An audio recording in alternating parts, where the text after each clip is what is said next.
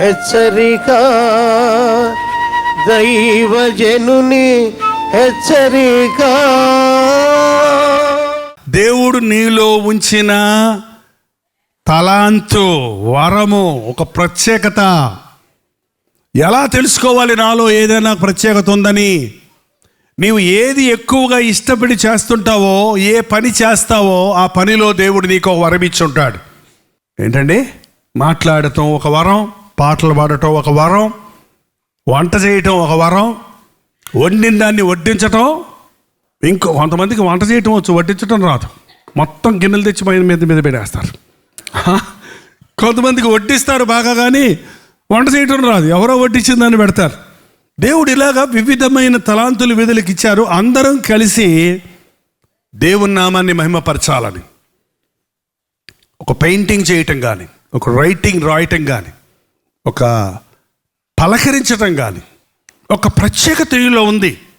ప్రేమ చూపించటం, ఉపకారం చేయటం, సహాయం చేయటం, భాషలు మాట్లాడటం, ఇలా రకరకాల వరాలు ఇచ్చాడు దేవుడు. నాకేది ఇవ్వలేదు అనేవారు ఉండరు. నువ్వు దాన్ని గుర్తించలేదు. ఒకరికి 5 ఇచ్చాడు, ఒకరికి 2 ఇచ్చాడు, ఒకరికి 1 ఇచ్చాడు. 5 చేశాడు, 2 చేశాడు, 1 చేశాడా? ఏం చేశాడు? దాచిపెట్టాడు, పాతి పెట్టాడు.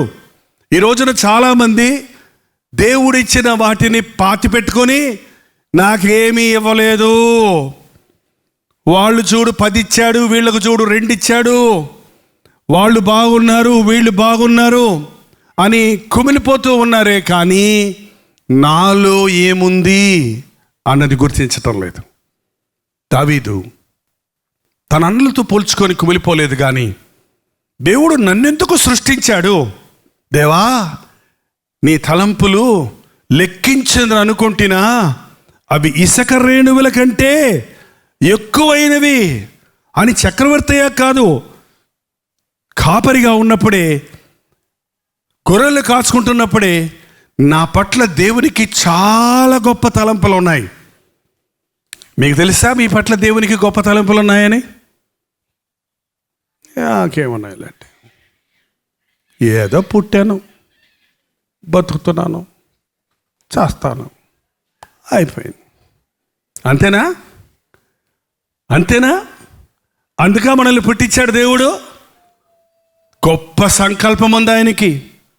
తల్లి గర్భములో నీ ఉన్నప్పుడే నిన్ను ఎరిగిన ప్రభువు నీ కొరకు ఒక గొప్ప ప్రణాళిక కలిగి ఉన్నాడు. 190 మంది దేవుడు తమ కొరకు కలిగిన ప్రణాళికను ఎరగని మూలాన, దేవుని చిత్తాన్ని, ఆయన ఉద్దేశాలను తెలుసుకొని మూలాన వారి జీవితాలలో ఏమీ లేని వారిగానే మిగిలిపోతూ ఉన్నారు. పోరాటాల మధ్యలో దావీదు దేవుని మీద ఆనుకోవటం నేర్చుకున్నాడు. చాలాసార్లు దేవునితో మాట్లాడేవాడు, కొన్నిసార్లు తనతో తాను మాట్లాడుకుంటున్నాడు. నా ప్రాణమా, నా ప్రాణమా. ఎక్కడుంది మీ ప్రాణం చెప్పండి? ప్రాణం ఉన్నవాళ్ళు చేసి చూపించండి. అసలే ఉందా? ఎక్కడుంది? ఇక్కడ. ఇది గుండెకాయ కదా, ఇది గుండె కాదా? ఎక్కడుంది? ఎక్కడుందో తెలియదు, కానీ ప్రాణం ఉంది. ఏంటండి? ప్రాణం ఉన్నంత వరకు మనల్ని అందరూ గౌరవిస్తారు. జైపాల్ గారు ఎక్కడ అంటారు, జైపాల్ ప్రాణం పోయిందనుకో ఆ బాడీని తీసుకురండి అంటారు. ఏంటది? దేహాన్ని, మృతదేహం అంతే. మనిషిలో ప్రాణం పోయిన వెంటనే మన దేశంలో అయితే బయటపడేస్తారు. అంతలోకే ఇల్లు కట్టించింది ఆయన, పాపం ప్రాణం పోకముందే పడేస్తాడు. లోపల పోతే కష్టమని బయట తీసుకొచ్చి పడేస్తాడు అంతే. ప్రాణం పోయినప్పుడు మనకు విలువ లేదు. దేవుడు ఆ నరుని నాసికారంధ్రముల్లో ఊదినప్పుడు నరుడు జీవాత్మ కలిగిన వాడు అయ్యాడు. మనకి ఎక్కడుందో ప్రాణం తెలియదు, కానీ ప్రాణం ఉందన్న సంగతి మనందరికీ తెలుసు. సాధారణంగా అంటున్నా ప్రాణం బాగోలేదు ఊరుకో, మనసు బాగోలేదు ఊరుకో అంటానికి కొంతమంది ఏమంటారు, నా ప్రాణం బాగోలేదు. మనందరికీ తెలుసు, ఏదన్నా ఒక సంతోషం వచ్చినప్పుడు లోపల ఒక ఉల్లాసంగా ఉంటుంది, ఏదైనా ఒక బాధ కలిగినప్పుడు మనసు ఒక విధంగా పీకుతూ ఉంటుంది. ఒక్కొక్కసారి మనకున్న సమస్యలన్నీ ఆలోచించుకుంటే, మన చింతలన్నీ ఆలోచించుకుంటుంటే ఒక విధమైన నిరుత్సాహంతో నిండిపోతున్నాం, కృంగుదలతో నిండిపోతున్నాం. ప్రస్తుత దినాల్లో నేను గమనించినప్పుడు, నేను వందల మందికి, వేల మందికి వ్యక్తిగతంగా మాట్లాడి ప్రార్థన చేస్తున్నప్పుడు గమనించింది ఏంటంటే, ఎన్ని రకాల సమస్యలతో మనుషులు సతమతమవుతున్నారో, ఎన్ని రకాలైనటువంటి రీతులుగా కుటుంబ సమస్యలు, ఆర్థిక ఇబ్బందులు, శరీర అనారోగ్యాలు, మనస్మర్ధనలు, సందేహాలు, పాపపు ఊబిలో ఉచ్చుల్లో పడి బయటికి పడలేని స్థితిలో కృంగిపోయిన ఉండటము గమనించినప్పుడు, ప్రతి మనుషుడిని కూడా సాతాను ఈరోజు కృంగదీయడానికి ప్రయత్నిస్తున్నాడు. ఎంత వీరుడని చెప్పుకున్న వాడైనా తన జీవితంలో కృంగిన సమయం ఒకటి ఉంటుంది. ఆ కృంగిన సమయాలలో నీకు నిరీక్షణ లేకపోతే, ఆ కృంగిన సమయాలలో నీవు నీ ప్రాణముతో మాట్లాడుకొని దేవునితో నీ హృదయమును సరిచేసుకోకపోతే ఏం జరుగుతుందో తెలుసండి? అనేకులు ఏం చేస్తున్నారో ఊరేసుకొని చచ్చిపోతున్నారు, ఆత్మహత్యలు చేసుకొని చనిపోతున్నారు.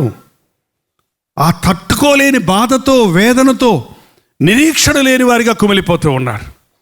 దావీదంటున్నాడు, నా ప్రాణమా నీవేళ తొందరపడుచున్నావో, దేవుని యందు నిరీక్షణ ఉంచు. నీకు బాధ కలిగినప్పుడల్లా నీ బాధను నీవు పరిష్కరించుకోలేవని దిగులు పడుతూ బాధపడొద్దు. నీ బాధలో నీకెవరు సహాయం చేయటం లేదని కృంగిపోవద్దు. నిన్నెవరూ అర్థం చేసుకోలేదు అని దిగులు పడిపోవద్దు. నీ బాధలు తలంచుకొని నువ్వు విచారించొద్దు.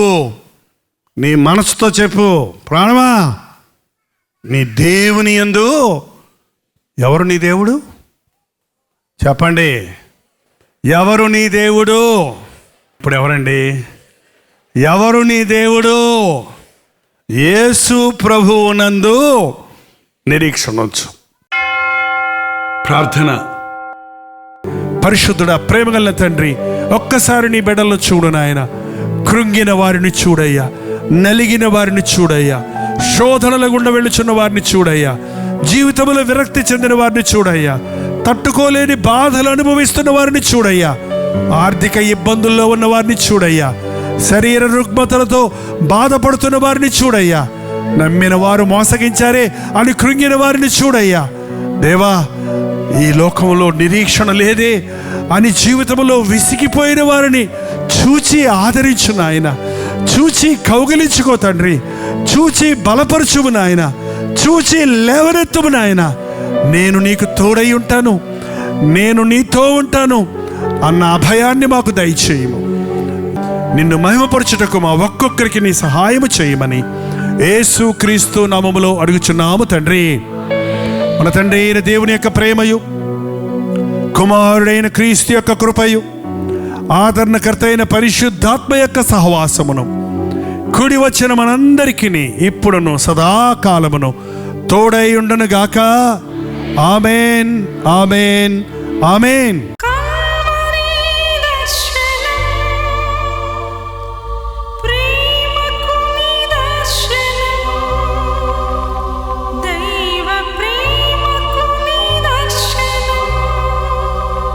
తెలుగు, తమిళ, హిందీ, మలయాళం, బెంగాలీ, ఒరియా అనే 6 భాషల్లో టెలివిజన్ ప్రోగ్రామ్స్ కొనసాగుతూనే ఉన్నాయి.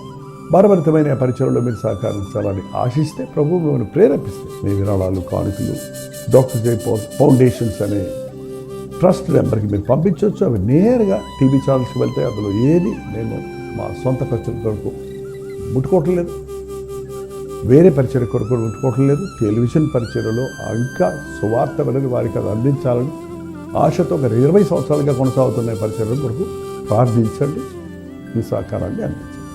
ఈ విషయంలో మీకు ఇంకా వివరాలు కావాలంటే 89393939 అనే నెంబర్కి మార్నింగ్ 10 నుంచి ఈవినింగ్ 10 లోపల మీరు ఫోన్ చేయండి. వివరాల గురించి తెలియజేస్తాను.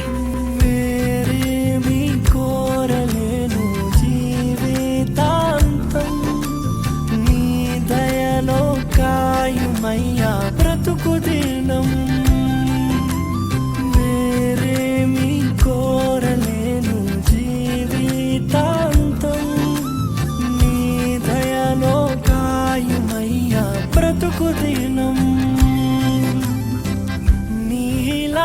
దైవం ఎవరు విశ్వమునలేనే లేరు, నీలాంటి దైవం ఎవరు విశ్వమునలేనే లేరు.